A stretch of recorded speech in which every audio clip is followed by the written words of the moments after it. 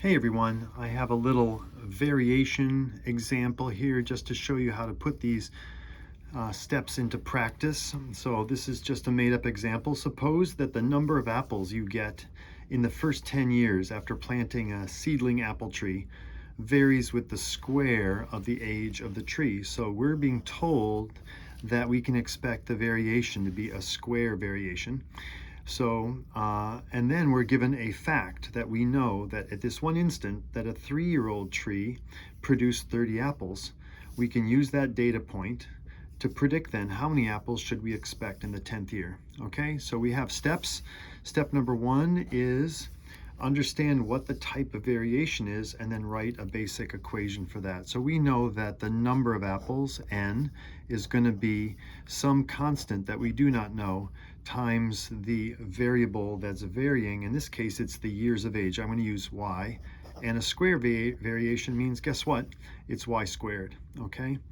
So then, once we take this basic equation, we're going to then solve for what that constant of variation, as it's called, is, using our simple fact that when it's a 3-year-old tree, we know we get 30 apples.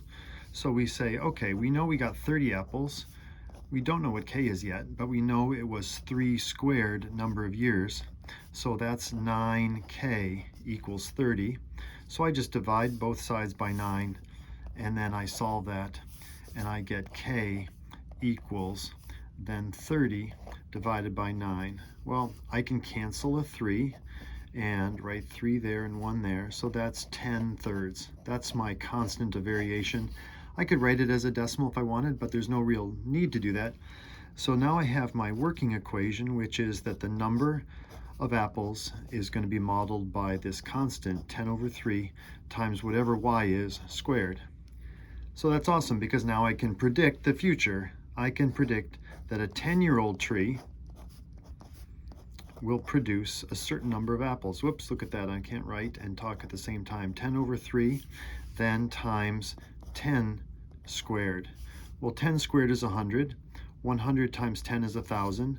So that's 1,000/3. Well, that's just 333 and then 1/3 of an apple. Maybe a bird ate that one. But we would predict around 300 apples after 10 years. That sounds kind of reasonable for a healthy 10-year-old apple tree. Okay, so those are the steps. Good luck on the homework, everyone.